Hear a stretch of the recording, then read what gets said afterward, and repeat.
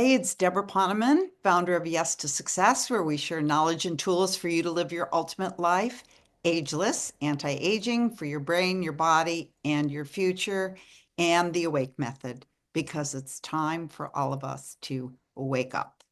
And I'm coming to you live from beautiful Santa Barbara, California, where I'm violating my number one rule that I teach in my communications course, which is never do a Zoom call with beds in the background. However, in this particular hotel, which is right on the beach, right outside my window is the ocean, I have no choice. So we're going to have to live with it. So, one of my favorite abundance concepts comes from a biblical quote. Not that I represent myself as any kind of biblical scholar, but some of the concepts I like to share are so succinctly and beautifully expressed in various religious texts. So, I just can't help myself. And in this quote from the Bible, God the Father says, quote, "And the righteous shall flourish like the palm trees and grow like the cedars in Lebanon." Now, the word righteousness comes from the Greek for right way or right wayness. So, what God the Father is saying is that the people will flourish who live in the right way. So, what is the right way? We'd like to know. Well, basically, you need to ask yourself. Obviously, being good and kind, of course, but I don't think that's all. It's so many other things being true to yourself, living in integrity, being generous, making choices moment by moment that may be difficult, but you know are the right choices with a capital R. Do you tell the expedient truth, which is often a lie? Do you exaggerate? Do you blame or condemn? Do you judge? Do you need to be the most brilliant person in the room? Well, personally, I think that right wayness is all of the above.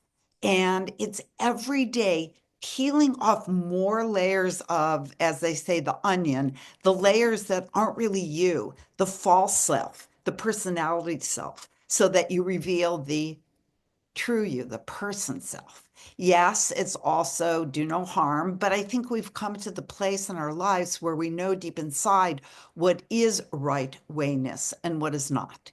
And we just have to choose it moment by moment, and then we will flourish like the cedars in Lebanon. And then in the Bible, God the Father goes on to say, all that I have is yours. I think it's such an interesting statement.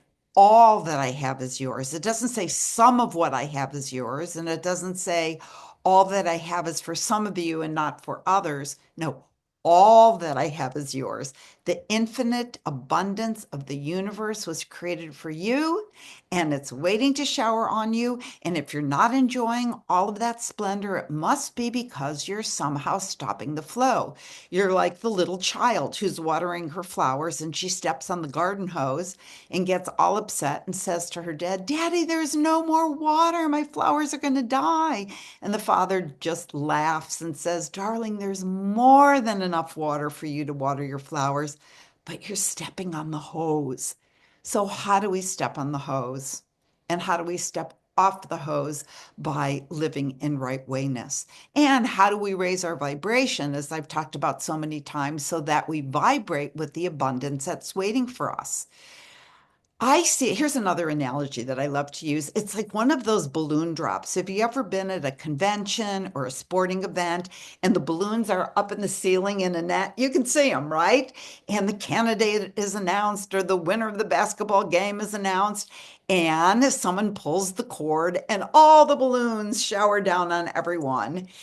So the truth is that all of your abundance is up there waiting for you. You just have to learn how to pull the cord.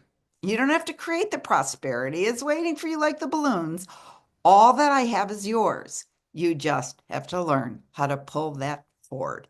It is the same principle that I've shared before from Kabbalah, the Jewish mystical text, about the light of the Creator being everywhere, and that light, here's the light up here, is not only filled with grace, but with everything you desire. Actually, how it works is that everything you desire, here's you, down here, and everything that you desire is just outside your reach. But the reason that you don't see it is because you're blocking the light. You're blocking the light of grace.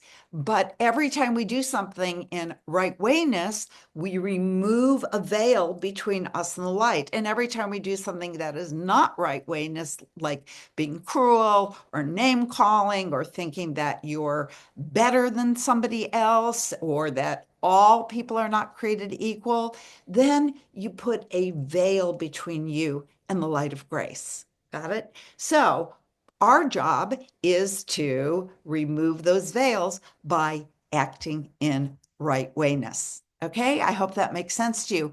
But again, how do we bask in the sunshine of grace? How do we allow that flow to flow? How do we allow the balloons to drop? I will repeat.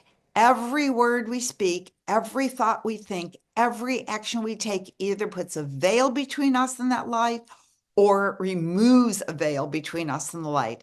And when we speak words or have thoughts that are based in negativity or blame or speak or do things that hurt others, it puts up a veil. And when we have thoughts and words and actions that are based in positive expectation, no matter what our current circumstances, or we speak words of kindness or do acts of kindness, we remove a veil.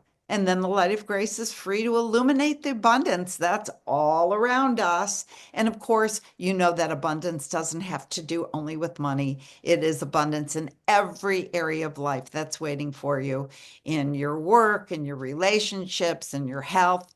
Because the truth is, it doesn't matter how much money you have in the bank because poverty and prosperity don't so much live in your purse or your wallet or your bank account as they live, of course, in your mind and your consciousness. So, since abundance lives in the mind and the consciousness, that's where we're going to start uncreating poverty and creating prosperity. So, I'm going to give you a little technique, as I always do, to address the real probability that somewhere along the line, maybe you got the idea that abundance and ease of life was somehow wrong or bad or unspiritual or you're undeserving. It's time to undo all those beliefs. So here's just a fun little technique. We're going to try this one for the coming week. Whenever we see someone who is something that we would love to have in our life, whether it's a fabulous car, a beautiful house, a stunning, wonderful, brilliant partner, a best-selling book, a music contract, a booming coaching business, instead of criticizing them and pointing out the reasons that we don't think they deserve what they have, even if the reasons are just in our own mind, then what we have to do is notice, send them love, send them wishes for their greatest prosperity. And then the last thing you do is you say, and that's for me, because you having the same or something even greater will not take anything away from them. Just let the universe know that that's what you would like. I call it putting your order into life. Hey, if you didn't order anything from, eBay, you probably wouldn't sit home waiting for your eBay package to arrive. Likewise, tell the big order taker in the sky, that's for me. And let's see what happens. And let me know in the comments below. Wishing you infinite success, unbounded prosperity, and a wonderful week. Bye for now.